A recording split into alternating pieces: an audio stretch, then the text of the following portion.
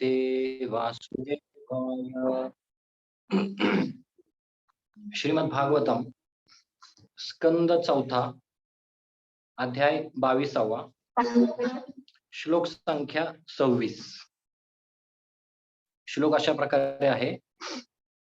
यदारतिर्बर्हणि नैष्टकी पुमान् आचार्यवाण ज्ञान विराग रहसा दहत्य वीर्यं हृदयं जीवकोशं पंचात्मकं योनिमिवोत्थि तोग्नि.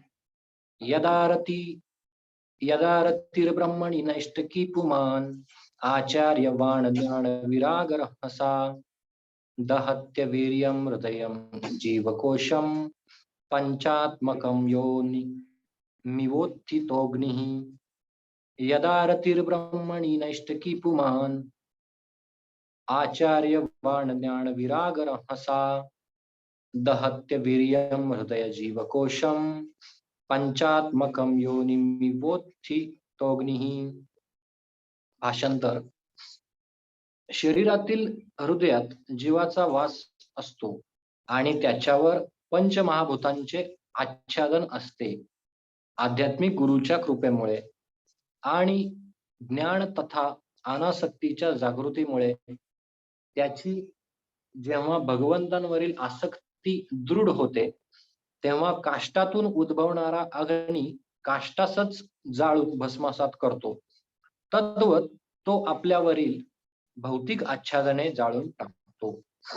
तात्पर्य श्रील प्रभुपाद यांच्या द्वारा. श्रील प्रभुपाद की जय. असे म्हटले आहे की व्यक्तिगत जीवात्मा आणि परमात्मा हे दोघेही एकत्रितपणे हृदयात निवास करतात. वेदांचे ही विधान आहे की हृदय हय्यमात्मा जीवात्मा आणि परमात्मा हे दोघेही अंतःकरणात वास करतात. व्यक्तिगत जीव जेव्हा भौतिक हृदयातून बाहेर पडतो अथवा हृदयाचे आध्यात्मिकीकरण करण्यासाठी ते शुद्ध करतो तेव्हा तो मुक्त होतो. या संदर्भात येथे दिलेले उदाहरण अत्यंत समर्पक आहे. योनिम इवोत्थि तोग्निः. अग्नीचा उत्तम उगम काष्टातून होतो आणि तोच काष्टास जाळून नष्ट करतो.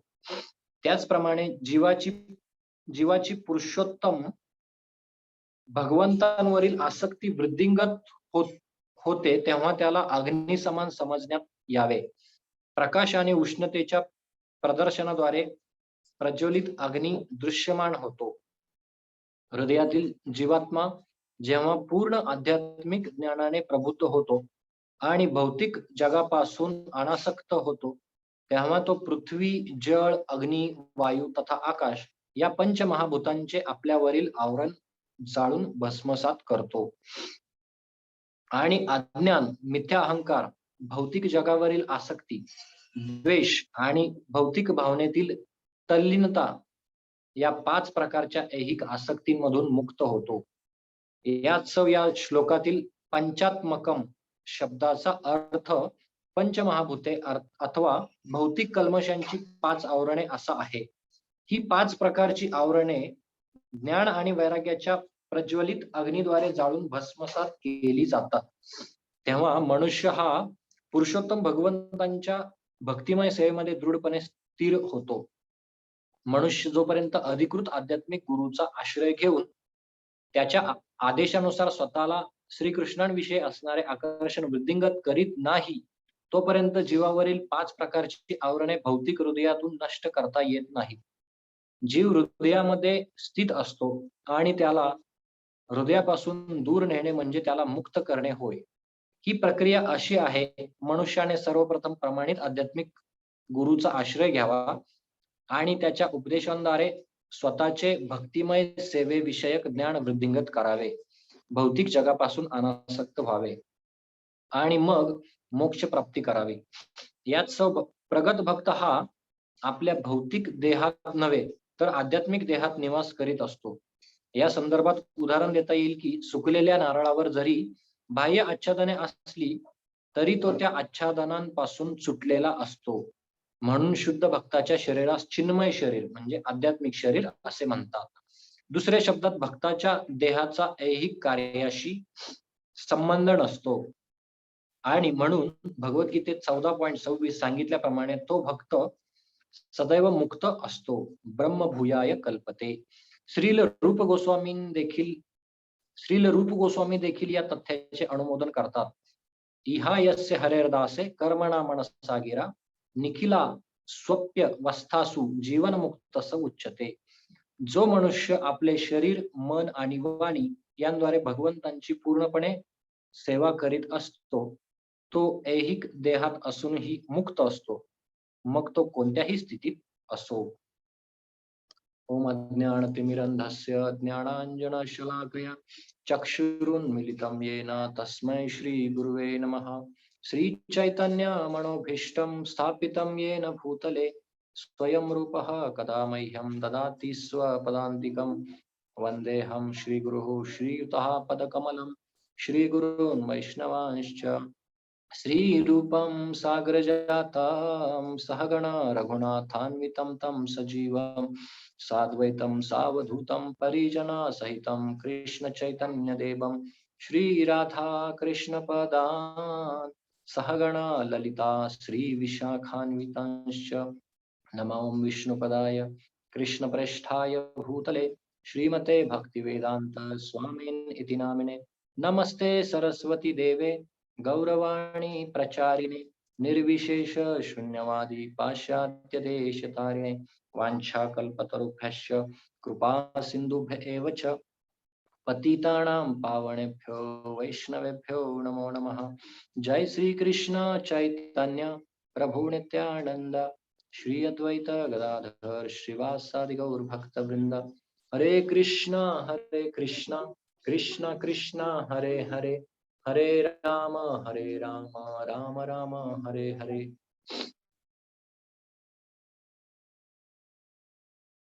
हरे कृष्णा. तर सर्व भक्तांचं आपल्या दैनंदिन भागवत चर्चेमध्ये स्वागत आहे. तर माझी आज काही प्रकृती ठीक नाहीये, तर ह्याच्यामध्ये जर काही गोष्टी तुम्हाला अधिक कळाल्या असतील तर त्या कृपया स्पष्ट करा. आणि मी सर्वांच्या चरणांप्रती प्रार्थना करतो की तुम्ही काहीतरी बोलण्यासाठी मला शक्ती द्या. शक्ती बुद्धिहीन आम्ही अतिदीन अशी परिस्थिती आहे. तर तुम्ही प्रार्थना केल्यामुळे मी काहीतरी ह्याच्यावरती बोलण्याचा प्रयत्न करेल आणि तेच जीवनामध्ये पालन करण्याचा प्रयत्न करेल. तर काल आपण पाहिलं 25व्या श्लोकामध्ये की कशा प्रकारे भगवंतांचं जे दिव्य गुण आहेत त्यांचं निरंतर श्रवण करून हळूहळू संवर्धन केलं पाहिजे. आणि ह्या ज्या लीला आहेत भगवंतांच्या त्या भक्त जे आहेत त्यांच्या कर्णांना म्हणजे कानांना आभूषणेच असतात. म्हणून भक्तिमय सेवा करून आणि प्राकृतिक गुणांच्या पलीकडे जाऊन अगदी सहजपणे परम भगवंतांच्या ठायी दिव्यत्वामध्ये स्थित होऊ शकतो. तर काल आपण पाहिलं की बऱ्याच गोष्टी सांगितल्या की श्रोते कशा प्रकारचे श्रोते असले पाहिजे, त्याच्यामध्ये बरेच प्रकार सांगितले. तर आज आपण पाहतोय की शरीरातील हृदयात जीवाचा वास असतो आणि त्याच्यावर पंचमहाभूतांचे आच्छादन असते. आध्यात्मिक गुरुच्या कृपेमुळे आणि ज्ञान तथा अनासक्तीच्या जागृतीमुळे त्याची जेव्हा भगवंतांवरील आसक्ती दृढ होते तेव्हा काष्टातून उद्भवणारा अग्नी काष्टासच जाळून भस्मसात करतो. तद्वत तो आपल्यावरील भौतिक आच्छादने जाळून टाकतो. तर भगवंत हृदयामध्ये राहतात आणि जीव सुद्धा हृदयामध्ये राहतो. तर एकदा श्रील प्रभुपाद प्रवचन देत होते आणि प्रवचनांती एक व्यक्ती उठला आणि म्हणाला की भगवंत नक्की कुठे आहे? तुम्ही म्हणताय की हृदयामध्ये, तर ते नक्की काय करतायत? तर प्रभुपादांनी सांगितलं की ते हृदयामध्ये तू जेव्हा त्यांचं नामस्मरण करतो तेव्हा ते काय नाचायला लागतात. तू जेव्हा डान्स करतो तेव्हा ते मूर्छित होतात. म्हणजे असे प्रभुपादांनी त्याच्यामध्ये त्यांना सांगितलं. तर आपण इथे पाहू शकतो की कशा प्रकारे जे भगवंत आहेत ते प्रत्येकाच्या हृदयामध्ये स्थित आहेत. आपल्याला माहिती आहे भगवद्गीतेनुसार भगवंत काय म्हणतात की सर्वस्य चाहम हृदय सन्निविष्टो मत्तः स्मृती ज्ञान अपोहणम च वेदेश्च सर्वैरहमेव वेद्य वेदांत कृत वेद विदेह चाहम. तर भगवंत हे प्रत्येकाच्या हृदयामध्ये स्थित आहेत आणि प्रत्येकाच्या हृदयामध्ये स्थित असल्यामुळे सगळ्या गोष्टी ते जाणतात. तर आपण ह्या श्लोकामध्ये पाहूया की कशा प्रकारे पंचमहाभूतांचं वर्णन इथं आलेलं आहे. तर पंचमहाभूत आपल्याला माहिती आहेत. भूत भूत नाही आहेत, पंचमहाभूत आहेत. तर ह्याच्यामध्ये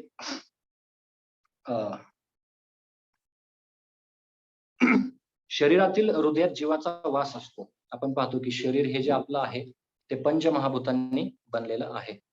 तर पृथ्वी, आकाश, जल, वायू, अग्नी, तर ही जी 5 पंचमहाभूत आहेत त्यांनी हे जे शरीर आहे ते बनलेलं आहे.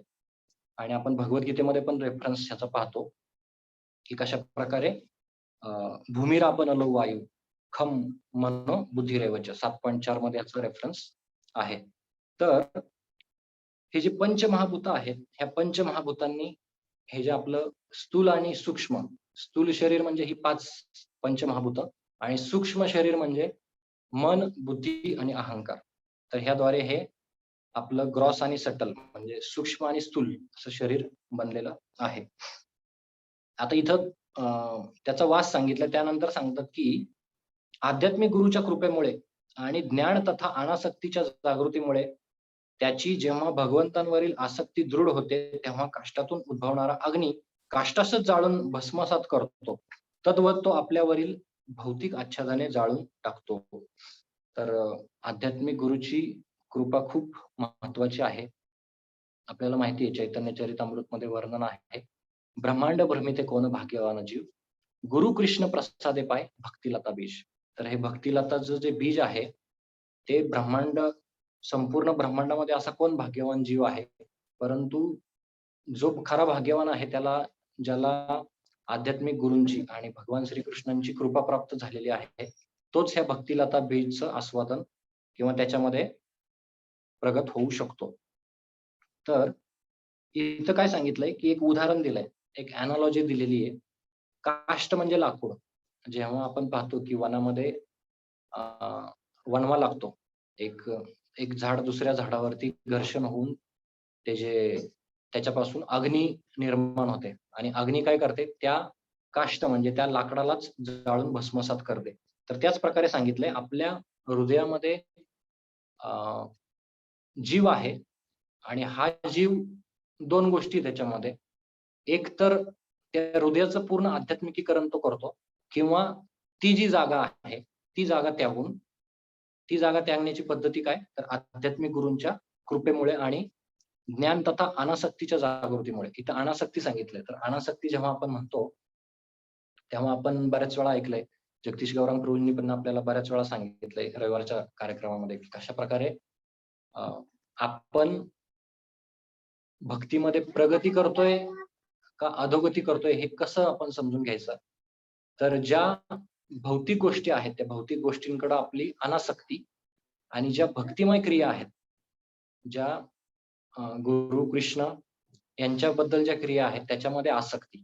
तर हे जेव्हा येतं आपल्याला तेव्हा आपण त्याचं परिमाण हे ठेवू शकतो. आपण उदाहरण पाहू शकतो की मी माझं उदाहरण जर थोडंसं पाहिलं तर काही वर्षापूर्वी जेव्हा सुरुवातीला आलो होतो तेव्हा माझ्या मोबाईलमध्ये एवढी आजकालचे गाणी वगैरे भरलेली होती. खूप खूप खूप गाणी भरलेली होती आणि जुने पुराणे भुले बिसरे सगळे होते आणि प्रत्येकाला हा अनुभव आहे. प्रत्येक जण आपण हे करू शकतो की आपल्याला गुणगुणायची सवय असते. कोणी सिंगर नसेल तर बाथरूम सिंगर तरी आपण असतो आणि आपल्या मोबाईलमध्ये तेच भरलेलं असतं. पण परत नंतर जेव्हा भक्तांच्या संघामध्ये येतो तेव्हा आपल्याला रागा जोग, रागा श्री, रागा भत्यार हे जेव्हा कीर्तन आपल्या मोबाईलमध्ये येतं तेव्हा हळू काय होतं की ज्या काही दूषित गोष्टी आहेत त्या दूषित गोष्टी निघून जातात.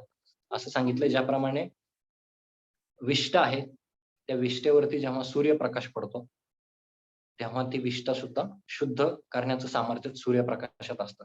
तसं आपण इथं पाहतो की आध्यात्मिक गुरुची जी कृपा आहे किंवा जी अनासक्तीची किंवा भगवंतांवरील जी आसक्ती आहे त्याच्या दृढ संकल्पनेने आपण काय करू शकतो, हा जो काष्ट आहे, हा जो पंचमहाभूतांचा काष्ट आहे, हा आपण जाळून भस्मसात करू शकतो. तात्पर्यामध्ये येऊया आपण. प्रभुपाद म्हणतात की असे म्हटले आहे की व्यक्तिगत जीवात्मा आणि परमात्मा हे दोघेही एकत्रितपणे हृदयात निवास करतात. तर आपल्याला माहिती आहे की एक दृष्ट्वा आणि अनुमंता, एक एका झाडावरचे दोन पक्षी. एक काय करतोय, फळाचा आस्वादन करतोय आणि दुसरा काय करतोय, तर त्याचं निरीक्षण करतोय. तर हा जो आत्मा आणि परमात्मा आहे तो कुठे आहे, तर एकत्रितपणे हृदयामध्ये निवास करतात. वेदांचे हे विधान आहे की हृदय ह्वयमात्मा, जीवात्मा आणि परमात्मा हे दोघेही अंतःकरणात वास करतात. म्हणून प्रभुपाद इथं काय म्हणतात, व्यक्तिगत जीव जेव्हा भौतिक हृदयातून बाहेर पडतो अथवा हृदयाचे आध्यात्मिकीकरण करण्यासाठी ते शुद्ध करतो, तेव्हा तो मुक्त होतो. तर मुक्त, बद्ध किंवा क्षर, अक्षर किंवा ह्या गोष्टी आपल्याला सारख्या जात असतात, बरोबर ना? बद्ध म्हणजे काय, तर 3 गुणांनी बांधले गेलेलो. तर हे 3 गुण म्हणजे काय, तर एक म्हणजे सत्वगुण, दुसरा रजोगुण आणि तिसरा म्हणजे तमोगुण. तर जो तमोगुण आहे तो सांगितलाय की लोखंडाची बेडी आहे. जो रजोगुण आहे तो सांगितलाय की चांदीची बेडी आहे आणि जो सत्वगुण आहे तो कशाची साखळी आहे, ती म्हणजे सत्वगुणाची किंवा सोन्याची. तर कृष्णानंद प्रभुजी म्हणतात की आप इसमें से कौन से चैन में आपको बनना पसंद करेंगे. तर तिन्हीही साखळ्याच आहेत आणि त्यामुळं आपण तिन्हीही साखळ्या असल्यामुळे ह्याच्यामधून आपण बाहेर निघण्याचा प्रयत्न केला पाहिजे. तर आपण पाहतो की कशाप्रकारे 2 गोष्टी सांगितल्या तिथं. एक, तर आपल्या हृदयाचं शुद्धीकरण केलं पाहिजे आपण. आध्यात्मिकीकरण म्हटलंय. एखादा मोठा प्रोजेक्ट किंवा काय आला तर त्याला अशी नावं देतात. विलिनीकरण वगैरे, वगैरे काय-काय करण करतात. परंतु इथं आपण पाहतो की हृदयामध्ये सुद्धा प्रभुपाद घुसून एका जीवाच्या हृदयामधलं सुद्धा आध्यात्मिकीकरण करण्याचा किती मोठा अ, कार्य जे आहे ते प्रभुपादांनी हाती घेतलंय आणि ते त्याच्यासाठी काय प्रभुपाद वापरतात ते शुद्धीकरणासाठी, तर ते म्हणजे आध्यात्मिक गुरूंची कृपा आणि अनासक्तीच्या अ, किंवा भगवंतांवरील जी आसक्ती आहे त्यानुसार. तर मुक्त आपण जेव्हा म्हणतो, तेव्हा आपण हे लक्षात ठेवलं पाहिजे, की आपण बद्ध आहोत. 3 गुणांद्वारे आपण बद्ध आहोत आणि आपण जन्म, मृत्यू, जरा, व्याधी हे जी साखळी आहे, पुनरपि जननम, पुनरपि मरणम, पुनरपि जननी जठरे शयनम. यह संसारे बहुदुस्तर. कृपया पाहे पाहे मुरारे. तर हे जे जन्म, मृत्यू, जरा, व्याधी आहे किंवा सारखं आपलं मरण होतंय, त्यामुळे आपण मुक्त नाहीये. परंतु आपल्याला मुक्त व्हायचं असेल, तर जे मुकुंद आहेत, जे मुक्ती प्रदान करतात, त्यांचा आपण आश्रय घेतला पाहिजे. तर इथं हृदयामध्ये आपण कसं आध्यात्मिकीकरण करू शकतो? तर हे जे आपण पाहतो, की श्रवण आणि कीर्तन ह्या ज्या 2 खूप महत्त्वपूर्ण विधी आहेत. जे आपले नवविध भक्ती आहे त्याच्यामध्ये सांगितलंय, की श्रवणम कीर्तनम विष्णू स्मरणम. ते स्मरण वगैरे पुढची गोष्ट आहे. आपण सध्या अ, श्रवणावरतीच आपण फोकस करूया, की आपलं श्रवण व्यवस्थित झालंय का? आणि हे कसं करू शकतो आपण? ह्याचं एक परिमाण आहे. चैतन्य चरितामृतमध्ये सांगितलंय, की नित्यसिद्ध कृष्ण प्रेम साध्य कबू नये. श्रवणादी शुद्ध चित्ते कर उदय. जे आपल्या हृदयामध्ये निरंतर भगवंतांविषयीचं प्रेम आहे. असं नाही की बाहेरून कुठून एक्सपोर्ट करायचंय किंवा इम्पोर्ट करायचंय. ते आपल्या हृदयामध्येच आहे. परंतु आता हृदयामध्ये त्याला आपल्याला एक चारा द्यायचा आहे. चारा कुठला आहे तो? तर त्याला भगवंतांच्या नाम, रूप, गुण, लीला ह्याचा चारा देऊन आपल्याला त्याला शुद्धीकरण त्याचं करायचं आहे. आणि तरच ते शुद्ध होतं. मग आपण म्हणू शकतो, की प्रभुजी काय मी हे बोलतोय म्हणजे काय मी पण शुद्ध झालोय असं काही नाही. आपण सगळे त्या प्रयत्नामध्ये आहोत. आणि हा जो प्रयत्न आहे तो आपण वारंवार केला पाहिजे. म्हणून अ, जे आपले मायापूर मंदिरातले जे 2 जुळे भाऊ आपल्याला माहिती आहेत, की कशाप्रकारे कुठलंही लेक्चर असू द्यात, अ, कुठलाही क्लास असू द्यात, पंकज आंग्रे प्रभू आणि दुसऱ्यांचं नाव काय? जननिवास प्रभू. जननिवास प्रभू. थँक यू प्रभू. तर हे जे दोघं आहेत ते पाहू शकतो आपण, की कशाप्रकारे कुठलंही लेक्चर असू द्यात, बंगाली भाषेमधलं असू द्यात, हे असू द्यात, तरी पण श्रवण जे श्रवण आहे ते श्रवण करण्यामध्ये ते स्वतःला मग्न ठेवतात. आणि हीच प्रक्रिया इथं आपल्याला सांगितली की आपण काय केलं पाहिजे, की जी नवविधा भक्ती आहे, त्या नवविधा भक्तीमधली ही जी पहिली अंग आहेत, तीच आपण आपल्या जीवनामध्ये जास्त उतरवण्याचा प्रयत्न केला पाहिजे. पुढं पुढं आपण पाहतो, या संदर्भात एक उदाहरण दिलंय. आपण जसं मगाशी म्हटलं, की योनिम युवोत्थी तो अग्नी. जसं सांगितलंय, की अग्नीचा उगम एक लाकूड आहे, त्या लाकडामध्ये ऑलरेडी अग्नी असतो. बरोबर ना? दिसतो का आपल्याला? दिसत नाही. किंवा दुधामध्ये दही असतं किंवा दह्यामध्ये तूप असतं किंवा लोण्यामध्ये तूप असतं. अशा गोष्टी आहेत. तर त्याच्यावरती जेव्हा प्रक्रिया केली जाते तेव्हा ते दिसतं. तसं इथं काय सांगितलंय, की जो अग्नी आहे किंवा जो काष्ट म्हणजे जे लाकूड आहे, त्या लाकडामधून जो अग्नी आहे, तो एका प्रक्रियेद्वारे, घर्षणाद्वारे बाहेर येतो आणि त्या लाकडालाच म्हणजे त्या काष्ठालाच जाळून नष्ट करतो. त्याप्रकारे जो जीव आहे, त्या जीवाने सुद्धा काय केलं पाहिजे, हे जे पंचमहाभूतांचं जे शरीर आहे, जे आपल्याला बद्ध केलंय ह्या शरीराने, त्याच्यातून आपण बाहेर पडण्याचा प्रयत्न केला पाहिजे. आता अ, त्याचप्रमाणे जीवाची अ, पुरुषोत्तम भगवंतांवरील आसक्ती वृद्धिंगत होते, तेव्हा त्याला अग्निसमान समजण्यात यावे. तर जीवाची काय सांगितलंय? आसक्ती. भगवंतांवरील आसक्ती. आपण आसक्ती अमोघलीला प्रभू म्हणतात, की आसक्ती. आसक्ती म्हणजे येत राहते ती. ती जात नाही, तर येतच राहते. त्यामुळं आसक्ती आणि अनासक्ती ह्या 2 गोष्टी खूप महत्त्वाच्या आहेत. त्यामुळं जरी आपल्याला अनासक्ती म्हणजे बाबा काय कसं हे जे भगवंतांविषयीचं प्रेम आहे ते आपल्या हृदयामध्ये घ्यावं, कसं करावं, ह्याच्यामध्ये जरी आपल्याला काही जरी कळत नसेल, तरी आपण आसक्तीच्या ज्या गोष्टी आहेत, आसक्ती म्हणजे काय? आपण भागवत श्रवणामध्ये आपण लागलं पाहिजे किंवा नामजप आपण केला पाहिजे किंवा योग्य आध्यात्मिक गुरूचा शरण जाऊन त्याच्याकडे प्रश्न विचारले पाहिजेत. आपले शिक्षागुरू आहेत, दीक्षागुरू आहेत, त्यांना आपण प्रश्न विचारले पाहिजेत आणि ते आपल्याला नक्की याच्यामध्ये काय करणार आहेत? मार्गदर्शन करणार आहे. का? तर त्यांनी तत्व जाणलेलं आहे. तर अ, प्रकाश आणि उष्णतेच्या प्रदर्शनाद्वारे प्रज्वलित अग्नी दृश्यमान होतो. आता इथं प्रभुपादांनी 4 ओळी एवढ्या सुंदर लिहिलेल्या आहेत, की आध्यात्मिक ज्ञानामुळं काय होतं किंवा जी पंचमहाभूत आहेत त्याच्यामध्ये अनासक्ती आपण कशाप्रकारे करू शकतो आणि अशा कुठल्या आसक्ती आहेत, त्या आसक्तीमधून आपण मुक्त होऊ शकतो. मी ॲज इट इज वाचतो. हृदयातील जीवात्मा जेव्हा पूर्ण आध्यात्मिक ज्ञानाने प्रबुद्ध होतो आणि भौतिक जगापासून अनासक्त होतो, तेव्हा तो पृथ्वी, जळ, अग्नी, वायू तथा आकाश या पंचमहाभूतांचे आपल्यावरील आवरण जाळून भस्मसात करतो. जेव्हा हे मी वाचतो, तेव्हा शुद्ध भक्तीची काही लक्षणं आहेत. त्याच्यामध्ये क्लेशाग्नी आहे.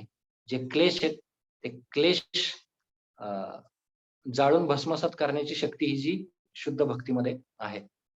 आता आणि अज्ञान, अज्ञान म्हणजे आपण पाहतो, की एखादा अज्ञानी असतो. आपण शरीर नसून आत्मा आहे, हे ज्याला माहितीच नाहीये, तो अज्ञानी आहे. मिथ्या अहंकार किंवा यालाच मिथ्या अहंकार म्हणतो आपण. भौतिक जगावरील आसक्ती. ह्याच गोष्टी इथंच जे मर्त्य लोक आहेत, त्या मर्त्य लोकाबद्दलच आसक्ती, इथंच राहणाऱ्या लोकांचा द्वेष करणं आणि भौतिक भावनेतील तल्लीनता, या 5 प्रकारच्या ऐहिक आसक्तीमधून मुक्त होतो. किती सुंदर सांगितलंय, की जेव्हा आपण अ, आध्यात्मिक ज्ञान घेतो आपल्या जीवनामध्ये, दिव्य ज्ञान हृदय प्रकाशित. आता अ, खूप छान गुरुपूजा चालू होती. त्याच्यामध्ये की दिव्य ज्ञान हृदय प्रकाशित, की कशाप्रकारे आध्यात्मिक गुरु जे आहेत ते आपले श्रील प्रभुपाद आहेत, ते आपल्या जीवनामध्ये कशाप्रकारे आध्यात्मिक ज्ञान आपल्याला देतात आणि नक्कीच आपण अशा भावनेमध्ये जर ज्ञान घेतलं तर आपली आसक्ती नष्ट होणार आहे. यास्तव या श्लोकातील पंचात्मकम शब्दाचा अर्थ पंचमहाभूते अथवा भौतिक कल्मशांची 5 आवरणे असा आहे. तर 5 जी आवरणं आहेत ती सांगितलेली आहेत इथं. आपण पाहिली मगाशी की कशाप्रकारे पृथ्वी, जळ, अग्नी, वायू आणि आकाश. तर आपण बऱ्याच वेळा आपण जेव्हा भौतिक आपल्या ऑफिसमध्ये किंवा आपल्या मित्र परिवारांमध्ये असतो, तेव्हा लोक आपल्याला हिणवतात, बरोबर ना? तर शिक्षाष्टकम प्रभूंची एक गोष्ट मला आवडली सांगायला आवडेल इथं, की शिक्षाष्टकम प्रभूजी जेव्हा एअर मध्ये होते, तेव्हा एअर मध्ये असताना त्यांना काय झालं, की मंदिरामध्ये येण्याच्या पूर्वीची गोष्ट आहे. तर एअर फोर्सच्या पार्ट्या खूप जोरदार असतात, की त्याच्यामध्ये फक्त पेगच असतात. ते दारू वगैरे भरपूर पेत असतात नाही का. तर ते एकदा बसलेले असे आणि जेव्हा कधी अशी पार्टी असायची तेव्हा शिक्षाष्टकम प्रभूंच्या हातामध्ये एकच ग्लास असायचा, तो म्हणजे लिंबू पाणी. कारण का ते ह्या गोष्टी किंवा पहिल्यापासून त्यांच्या जीवनामध्ये आध्यात्मिक गोष्टींचा वारसा लाभल्यामुळे ते ह्या गोष्टींमध्ये जास्त पडले नव्हते. आणि त्यांचा जो ऑफिसर आहे, तो ऑफिसर म्हणाला की खूप छान आहे त्यांचा ऑफिसर म्हणाला की "hey, why you are not going along with the flow?" की तू इथं आम्ही सगळे दारू पितोय आणि तू काय करतोय इथं, की लिंबू पाणी पीत बसलाय. तू फ्लो म्हणजे काय, प्रवाहाच्या बरोबर का जात नाहीयेस? तर प्रभूजींनी खूप छान उत्तर दिलं. प्रभूजींनी त्याला सांगितलं, "sir, only dead fishes goes along with the flow." जे मेलेले मासे आहेत, तेच फक्त जे प्रवाह आहे, त्या प्रवाहाच्या दिशेने जातात. परंतु जे जिवंत मासे आहेत, ते जिवंत मासे काय करतात, प्रवाहाच्या विरुद्ध दिशेने जंप करत असतात. आपण पाहिलं असेल डिस्कव्हरी वगैरे ह्याच्यामध्ये. तर हे मला खूप टच झालं. तेव्हा आपण पाहतो, की जेव्हा कधी अशी ही जी अनासक्ती आहे, ही सहज जाणारी नाहीये किंवा आपण जसं "वासांसी जीर्णानि यथा विहाय" एक वस्त्र काढून जसं अ, दुसरं वस्त्र आपण परिधान करतो, त्याप्रकारे हे होणार नाहीये एवढ्या सहज. तर ह्याच्यासाठी आपण काय केलं पाहिजे, की अशा जे लोक आहेत किंवा अशा अ, अ, जे प्रवाह आहेत, त्या प्रवाहाच्या विरुद्ध दिशेने आपण चाललं पाहिजे. त्यामुळे कधी-कधी बाहेर गेल्यानंतर आपली गोची होऊ शकते. गोची का होते? तर आध्यात्मिक ज्ञान आपल्यामध्ये परिपूर्ण मात्रेमध्ये नाहीये. त्यामुळं आपण 3 प्रकारचे भक्त सांगितलेत. एक जो अ, एक लोअर क्लास भक्त म्हणतो आपण, एक मीडियम आणि एक हायर क्लास. तर त्याच्यामध्ये आपण कमीत कमी एक मधल्या लेव्हलचा तरी भक्त पाहिजे. म्हणजे काय? भक्त म्हणजे भक्त आपण प्रयत्न करू शकतो, की त्याच्यामध्ये आपण आपलं जे काही प्रिन्सिपल्स आहेत, त्या प्रिन्सिपलला आपण कुठंच जे तडा वगैरे आहे तो आपण नाही हे केला पाहिजे. ठीक आहे. तर ही 5 प्रकारची आवरणे ज्ञान आणि वैराग्याच्या प्रज्वलित अग्नीद्वारे जाळून भस्मसात केली जातात. तेव्हा मनुष्य भक्तिमय सेवेमध्ये दृढपणे स्थिर होतो. पुढे प्रभुपाद म्हणतात मनुष्य आता हे आतापर्यंत थोडंसं टेक्निकल वाटलं. मला पण टेक्निकल वाटलं. इथून प्रभुपाद पुढे एकदम आपल्याला एक आशेचा किरण देतात. म्हणून प्रभुपाद काय म्हणतात, मनुष्य जोपर्यंत अधिकृत आध्यात्मिक गुरूचा आश्रय घेऊन त्याच्या आदेशानुसार स्वतःला श्रीकृष्णांविषयी असणारे आकर्षण वृद्धिंगत करीत नाही, तोपर्यंत जीवनावरील 5 प्रकारची आवरणे भौतिक हृदयातून नष्ट करता येत नाहीत. तर आकर्षण जे आहे ते आपण आकर्षण भक्तांच्या संघामध्ये करू शकतो. कशाप्रकारे आपण जे भौतिक जे लोक आहेत किंवा जे कोणी मायेमध्ये अडकलेले आहेत किंवा जे कोणी व्यक्ती आहेत जे की बाबा ह्या जन्म मृत्यू जरा व्याधी ह्याच्यामध्ये अडकलेले आहेत, तर त्यांच्यापासून आपण दूर राहिलं पाहिजे. आणि काय केलं पाहिजे, जे भक्त आहेत त्या भक्तांच्या आपण संघामध्ये राहिलं पाहिजे. आणि भक्तांच्या संघामध्ये आल्यानंतर काय होणार आहे, आपल्यामध्ये पहिलं काय असतं, श्रद्धा, थोडीशी श्रद्धा असते. श्रद्धा असल्यामुळे आपण काय करतो, श्रद्धा तथा साधू संघ आणि साधू संघामध्ये आल्यानंतर आपण काय, की भजन क्रिया करणार आहे. आणि भजन क्रिया करत, करत, करतच आपल्याला काय होणार आहे, हे जे पुढचे ज्या स्टेजेस आहेत किंवा जे भगवंतांप्रती जे आकर्षण आहे, ते वृद्धिंगत आपलं होणार आहे. तर ही प्रक्रिया प्रभुपाद म्हणतात, ही प्रक्रिया अशी आहे, की मनुष्याने सर्वप्रथम प्रमाणित गुरूचा आश्रय घ्यावा आणि त्याच्या उपदेशांद्वारे स्वतःचे भक्तिमय सेवेविषयक ज्ञान वृद्धिंगत करावे. भौतिक जगापासून अनासक्त व्हावे आणि मग मोक्ष प्राप्ती करावी. प्रभुपाद वारंवार इथं सांगतायत, की कशाप्रकारे सर्वप्रथम प्रमाणित गुरूचा आश्रय घ्यावा, गुरूचा आश्रय घ्यावा. तर आपल्याला माहिती आहे 3 प्रकारचे गुरु असतात. आपल्याला पहिला जो रस्ता दाखवतो तो पथदर्शक गुरु. त्याचा जोपर्यंत आपण आश्रय घेत नाही तोपर्यंत आपण भक्तांच्या संघामध्ये येऊ शकत नाही. त्याच्यानंतर आपले शिक्षा गुरु असतात, जे आपल्याला वारंवार मार्गदर्शन करतात. प्रभूजी तुम्हाला मंगल आरतीला आलं पाहिजे, तुम्हाला नामजप केला पाहिजे, बरोबर ना? किंवा तुम्हाला काय भागवत श्रवण केलं पाहिजे, तुम्हाला ह्या ह्या सेवा केल्या पाहिजेत. त्याच्यामध्ये आपल्याला पुश करत असतात ते शिक्षक गुरु. आणि दीक्षा गुरु म्हणजे जे आपल्याला दीक्षा प्रदान करतात. तर ह्या गोष्टींचा आपण आपल्या जीवनामध्ये आश्रय घेतला पाहिजे. आणि प्रभुपाद म्हणतात की यास्तव प्रगत भक्त हा आपल्या भौतिक देहातच नव्हे तर आध्यात्मिक देहात निवास करीत असतो.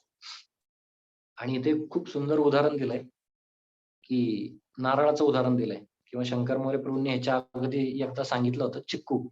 तर त्या चिक्कूचा जो बी असतो, तो चिक्कूचा बी जर काढला ना असं वाटतं त्याला धुवूनच काढलाय बाहेर. कारण का तो त्याच्यावरती काय असं बरबटलेलं नसतं. म्हणजे ते जे काही चिक्कूचे जे पल्प म्हणतो आपण तो बरबटलेला नसतो. परंतु इथं आपण पाहतो की नारळ जो आहे वरून कडक दिसतोय, परंतु आतमध्ये तो काय असतो की त्याची नारळाची कवटी म्हणतो आपण. त्याच्या गोटा गोटा म्हणतो ना गोटा. आपण किराणा दुकानामध्ये गेल्यानंतर म्हणतो गोटा गोटा द्या गोटा. त्याच्यामध्ये काय गोटा म्हणजे काय आतून एकदम अनासक्ती त्यांनी केलेली असती. अटॅच नसतो. अटॅच म्हणजे चिकटलेला नसतो आतून. आणि असं वाजवलं तर खडखड खडखड खड वाजतो. आणि ते उदाहरण प्रभुपाद देतात इथं. सुकलेल्या नारळावर जरी बाह्य आच्छादने असली, तरी तो त्याच्या आच्छादनापासून सुटलेला असतो. म्हणून आणि इथं शुद्ध भक्ताचं तेच सांगितलं की कशाप्रकारे शुद्ध भक्ताच्या शरीरास चिन्मय शरीर किंवा आध्यात्मिक शरीर असे म्हणतात. तर मला प्रश्न बऱ्याच वेळा पडला होता की तुकाराम महाराज जे आहेत आपले कशाप्रकारे ह्या सदेही वैकुंठाला गेले. तर हे जे आपण पाहतो की ह्या ज्या क्रिया आहेत किंवा जे आध्यात्मिकीकरण आहे हृदयाचं ते परिपूर्ण मात्रेमध्ये संत तुकाराम महाराजांनी केलं. आणि जसं इथं नारळाचं उदाहरण दिलंय त्या प्रकारे जी आच्छादनं जी आहेत ती पंचमहाभूताची असतील, मन, बुद्धी, अहंकाराची असतील, तर ती आच्छादनं सगळी त्यागून त्यांनी जे चिन्मय शरीर आहे किंवा आध्यात्मिक शरीर प्राप्त केलं होतं. भक्ताच्या देहाचा ऐहिक कार्याशी संबंध नसतो आणि म्हणून भगवद्गीतेत सांगितल्याप्रमाणे तो भक्त सदैव मुक्त असतो. तर तो इथं जरी आपल्याला दिसला तरी असं नाही की तो इथला किंवा बद्ध येतो या गोष्टीमध्ये. तर तो बद्ध नसतो. तो इथं सुद्धा मुक्त असतो. कोण? जो भक्त ज्यांनी ज्या अनासक्ती किंवा आध्यात्मिक गुरूंचा स्वीकार केलेला आहे. आणि शेवटी प्रभुपादांनी तर आशय दिलाच. थोडासा आपल्याला आशा दिली. त्यानंतर रूप गोस्वामी सुद्धा आपल्याला एक श्लोक सांगतात. तर हा खूप छान श्लोक आहे भक्ती रसामृत सिंधू मधला. इहा यस्य हरेर्दासे कर्मणा मनसा गिरा निखिला स्वप्यवस्थासु जीवन मुक्त उच्यते. जो मनुष्य आपले शरीर, मन आणि वाणी यांद्वारे भगवंतांची पूर्णपणे सेवा करीत असतो, तो ऐहिक देहात असूनही मुक्त असतो. मग तो कोणत्याही स्थितीत असो. तर जे आपले संन्यासी असतात त्याच्यामध्ये हे जे त्रिदंडी म्हणतो आपण, तर हे शरीर, मन आणि वाणी. तर ह्यांनी काय केलेलं असतं, ह्याद्वारे ते भगवंतांच्या पूर्णपणे सेवेमध्ये असतात. त्यामुळे प्रभुपाद आपण पाहतो की सुरुवातीच्या काळामध्ये प्रभुपादांनी काय केलं, लोकांना डायरेक्ट फिलॉसॉफी दिली नाही. तर पहिला प्रसाद दिला. प्रसाद दिल्यानंतर आहार शुद्धो सत्वशुद्धी, सत्वशुद्धो ध्रुवा स्मृती. स्मृती कळालं काय योग्य आहे, काय योग्य नाहीये. आणि स्मृतिर्लंबे सर्व ग्रंथीनां विप्रमोक्ष. जर असं जर केलं, तर तो मोक्ष किंवा मुक्ती किंवा आध्यात्मिक गुरूंची शरण ह्या गोष्टींचा तो विचार करू शकेल. त्यामुळे इथं सांगितलंय जीवनमुक्तस उच्यते. त्यामुळं आपण सुद्धा आपलं जे शरीर आहे, आपली जी वाणी आहे, आपलं जे मन आहे, ते भगवंतांच्या सेवेमध्ये आपण लावलं पाहिजे. आणि वारंवार याच्यामध्ये एक वरिष्ठ सांगतात त्याप्रमाणे आपण जे वैष्णव भजन आहे ते एवढे पॉवरफुल आहेत. तर वैष्णव भजनांचं आपण आपल्या जीवनामध्ये हे केलं पाहिजे की भजहू रे मन श्रीनंद नंदन अभय चरणारविंदारे. तर वारंवार आपण रडलं पाहिजे, प्रार्थना केल्या पाहिजे. जोपर्यंत आपण रडत नाही, रडता जरी येत नसेल तरी नाटक केलं पाहिजे. त्याला दुसरा ऑप्शन नाहीये. काल एक व्हिडिओ शेअर केला होता. तर त्याच्यामध्ये पण सांगितलंय की गौर Govind Swami Maharaj you should cry बाबा. म्हणजे रडलं पाहिजे आपण. जेवढं आपण रडू, सिंपल फिलॉसॉफी, एक लहान मूल जेवढं रडतं तरच त्याची जी आई आहे ती त्याला प्रेमाने उचलून घेते. किंवा कृष्णानंद प्रभूजी एक खूप छान गोष्ट सांगत होते. म्हटले की एका घरामध्ये मी गेलो होतो आणि तिथं जे बाळ आहे त्या घरातलं ते थोडंसं रडत होतं. तर थोडंसं रडतंय म्हणून त्या माताजींनी त्याला घेतलं नाही. तर कृष्णानंद प्रभू म्हटले की तुम्ही का नाही घेतलं त्याला? नाही म्हटले, आता घेतलं ना तर तो खूप हट्टी झालाय आणि सारखा घेच मांडेल. त्यामुळे अजून थोडा रडू द्या. अजून थोडा रडू. तर ती कृष्णानंद प्रभूंना खूप छान गोष्ट वाटली ही, की आपण सुद्धा थोडंसं रडतोय किंवा रडता पण येत नाहीये आपल्याला. म्हणजे मला तरी रडता येत नाहीये. परंतु आपण रडण्याचा प्रयत्न केला पाहिजे आणि प्रयत्न करत, करत, करत एक वेळ अशी येईल, की आपल्याला रडता येत नाही म्हणून रडलं पाहिजे आपण. तर अशा गोष्टी आपण जर केल्या, तर आपण जे आपलं शरीर आहे, हे जे पंचमहाभूतांनी बनलेलं आहे, ते भगवंतांच्या सेवेमध्ये आता राधाष्टमीची सेवा असेल, त्याच्यामध्ये आपण जे आपलं शरीर आहे, ते सेवेद्वारे लावू शकतो. जी आपली वाणी आहे, ते इतरांना सांगून लावू शकतो किंवा जे आपलं मन आहे, ते ज्या कृष्ण कथा आहेत किंवा राधाराणीच्या ज्या कथा आहेत, त्याच्यामध्ये लावून ते पूर्णपणे ही जी सेवा आहे, ती प्राप्त करू शकतो. हरे कृष्ण. खूप खूप धन्यवाद.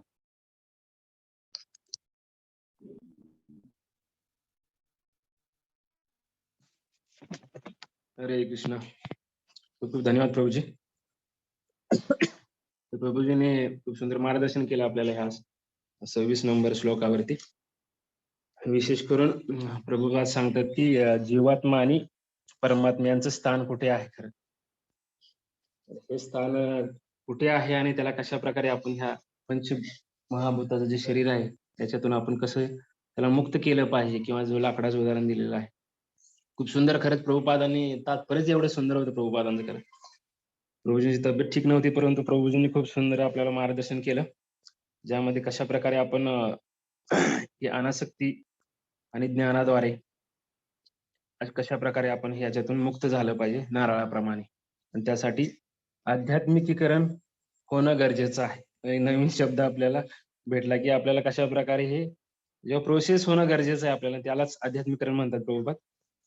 आणि त्यासाठी जे उदाहरण दिलं नारळाचं, त्यासाठी गुरु आणि भगवंतांचा आश्रय घेऊनच आपण ह्या अशा प्रकारे ह्या देहातच राहून सुद्धा नारळाप्रमाणे गोट्याप्रमाणे आपण राहू शकतो अनासक्ती रूपी आणि प्रगती करू शकतो. सुंदर अशा मार्गदर्शनाबद्दल प्रभूजींना आपण धन्यवाद व्यक्त करू. 3 वेळा हरी बोल म्हणून. हरी बोल. हरी हरी बोल. बोल. हरी बोल. हरी बोल. हरी बोल. हरी बोल. हरे कृष्ण. उद्या जो जपाटॉक असेल, तो जपाटॉक असणार आहे सतीश प्रभूंचा झालेला सोमवार आहे. उद्या कोणाचा असेल प्रभूजी? हरी बोल. प्रभू सत्यजित प्रभूंचाच उद्या पण. हो का? बरं. हो. तर सतीश प्रभूंचाच असणार आहे उद्या, जपाटॉक असणार आहे. आणि जो रेग्युलर जो भागवतम क्लास असेल तो श्रीमान श्री सुखदेव प्रभूंचा असेल नेहमीप्रमाणे. त्याचबरोबर आपल्याला काल जी अनाउन्समेंट केलेली होती ती बीटीची ज्यांनी लिहिले नसतील ते घेऊन जाऊ शकता आपल्या वैकुंठ अंगणवरून. त्याचबरोबर कोणाची लक्ष्मी राहिली असेल तेही देऊ शकता किंवा गुरुवारी त्यानुसार आपण प्लॅनिंग करू शकतो. गुरुवारी सर्वांना अवेलेबल होऊ शकते. हरे कृष्ण. तर राधाष्टमी आहे. खूप सुंदर असा आपला पहिलाच कार्यक्रम होतोय आपण साजरा करणार आहोत. तर ज्यांना ज्यांना काय सेवा दिल्या असतील त्याचबरोबर प्रसाद सेवा आहे त्याचं खरंच गेलेलं आहे, अनाउन्समेंट झालेले आहे. त्यानुसार खरंच सेवा सुरू होतील. तर ते आपण कॉन्शियस मध्ये राहू शकतो. हरे कृष्ण. तर ह्या संदर्भात काय प्रश्न असतील तर विचारू शकता प्रभूजींना. हरी बोल. प्रभुजी हरे कृष्णा. दंडवत प्रणाम. हरे कृष्ण. हरे कृष्ण प्रभुजी. गोपीनाथ लीला प्रभुजी, खूपच छान. नेहमीप्रमाणे तुमचा क्लास खूप उत्तम झाला. तुमच्याच आवडीच्या विषयात सांगायचं तर चौकार षटकार तुम्ही मारता नेहमी. खरंच खूप छान. माझा प्रश्न नाहीये प्रभुजी, फक्त एका पॉइंट वरती थोडस तुमची जर परवानगी असेल तर मला थोडस क्लिअर करायचंय. येस प्रभू. Yes yes. बोलू का?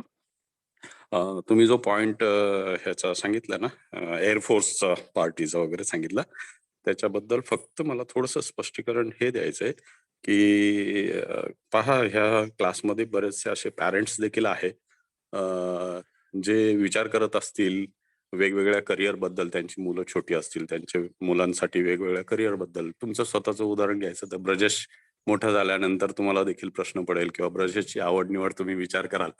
ब्रजराज, सॉरी. तर जसं इतर करिअर देखील खूप अट्रॅक्टिव्ह आहेत ना, तसं डिफेन्स हे देखील एक करिअर खूप अट्रॅक्टिव्ह आहे. आणि डिफेन्समध्ये जाणारा प्रत्येक व्यक्ती हा दारू पिणारा किंवा मांसाहार करणारा किंवा पूर्णपणे त्याचं चरित्र हे चारित्र्य हनन झालेलाच आहे असं नसून तिथे देखील एक चांगला वर्ग डिफेन्समध्ये असतो. तुमचं जे उदाहरण होतं ते माझ्यासारख्या भरकटलेल्या व्यक्तीसाठी एकदम परफेक्ट आहे. परंतु त्याच वेळेस तिथं जी चांगल्या व्यक्ती आहेत किंवा चांगलं म्हणजे आयुष्यभर कधीही दारू न पिणारा, आयुष्यभर कधीही पूर्ण करिअरमध्ये मांसाहार न करणारा किंवा चारित्र्याला कुठेही टच न होऊ देणारे असे देखील मोठा वर्ग डिफेन्समध्ये असतो आणि ते पूर्ण त्यांच्या करिअरमध्ये तसे राहतात.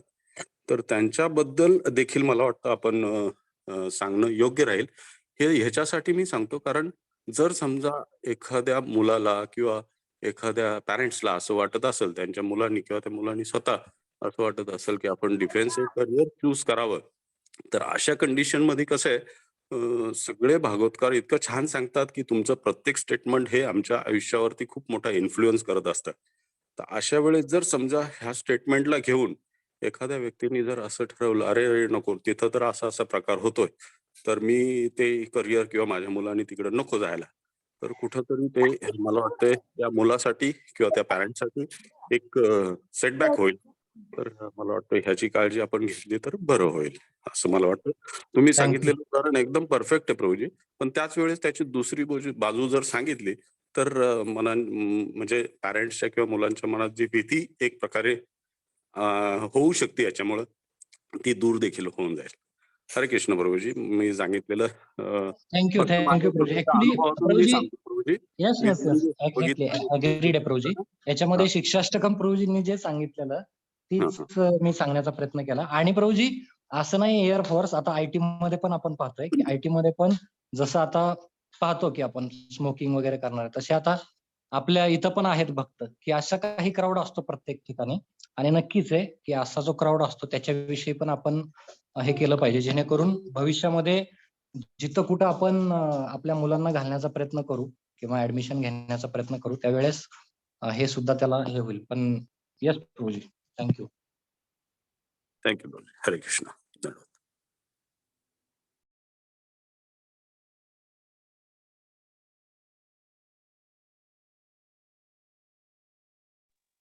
ठीक आहे, थांबू शकतो आपण प्रभू. हरे हरे कृष्ण. कृष्ण. श्रीमद भागवतामल पुराण की जय. की जय. श्रीमद भागवत की जय. धन्यवाद.